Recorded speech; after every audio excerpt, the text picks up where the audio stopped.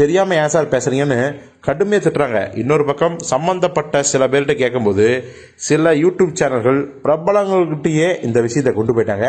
அண்மையில் பார்த்தீங்கன்னா நம்ம விஷாலவர்கள்ட்டையே, சார் சிவகுமார் சார் சூர்யா தான் 6 பேக் வச்சிருக்காரு, முதல் அவர் தான் வச்சாரு, வேற எந்த ஒரு நடிகனும் வச்சதே இல்லைன்னு ரொம்ப இதாக பேசியிருக்காரு, இதை பற்றி நீங்கள் என்ன நினைக்கிறீங்கன்னு அந்த கேள்வியை சொல்லி முடியுது கூட விஷால் பார்த்தீங்கன்னா ரொம்ப ரொம்ப ஒரு என்ன சொல்றது, அவரை ட்ரோல் பண்ணுற விதமாக ஒரு எகத்தால சிரிப்புன்னு சொல்லலாம், கொஞ்சம் லோக்கலாக சொன்னால், இல்லைன்னா ரொம்ப பார்த்தீங்கன்னா அதை பரிகாசம் பண்ணுற மாதிரியான ஒரு சிரிப்புன்னு சொல்லலாம். அப்படி ஒரு சிரிப்பை சிரிச்சுட்டு அப்படிலாம் கிடையாதுங்க.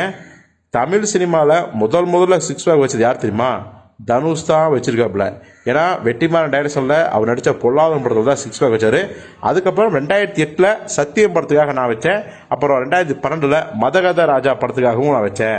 ஸோ இதுதான் உண்மை தவிர அதுக்கப்புறம் தான் மற்றவங்களாம் வச்சாங்க, முதல்ல தனுஷ் தான் அப்படின்னு சொல்லி நம்ம விஷால் அவர்கள் பார்த்தீங்கன்னா அதற்கு ஒரு முற்றுப்புள்ளி வச்சிருக்காரு.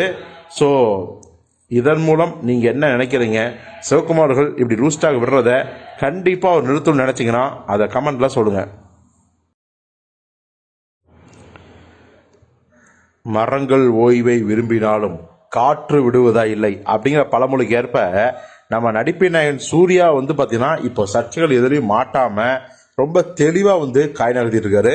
அவருடைய படங்கள் வெற்றி அடையணும், அதன் மூலம் தயாரிப்பாளர்கள், விநியோகஸ்தர்கள், தியேட்டர் ஓனர்ஸ், போஸ்டர் ஓட்டம் முதற்கொண்டு பார்த்தீங்கன்னா அந்த படங்களின் மூலம் லாபம் சம்பாதிக்கணும் அப்படிங்கிறத ஒரு மனதாக வச்சு தான் அவர் வெறித்தனமாக வேலை செய்கிறாரு.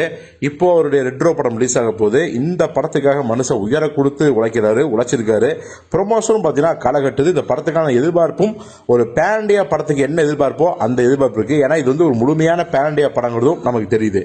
இப்போது இப்படியெல்லாம் பாசிட்டிவாக ஒரு பக்கம் போயிட்டு இருந்தாலும் இந்த ரெட்ரோ படத்தோட ஆடியோ லான்ச்சில் நம்ம சிவகுமார் அவர்கள், சூர்யாவின் தந்தையும் நடிகருமான அவர் பேசிய பேச்சு தான் பயங்கர பிரச்சனை ஆயிடுச்சு. என்னன்னா 6 பேக் எந்த ஹீரோ வச்சுக்கானா, சூர்யாவுக்கு முன்னாடி எந்த ஒரு ஹீரோவாவது 6 பேக் வச்சிருக்கானா அப்படின்னு சொல்லி பயங்கரமாக லூஸ்டாக விட்டாரு. இப்போ எல்லாரும் வழக்கம் போல் ட்ரோல் பண்ண ஆரம்பித்தாங்க, கிண்டல் பண்ண ஆரம்பித்தாங்க, வசவு திட்டவும் ஆரம்பித்தாங்க. இப்போ ஏன் சூர்யாவை தவிர யாரும் வைக்கவே இல்லையா? சார் விஷயம் தெரிஞ்சு பேசுங்க சார்.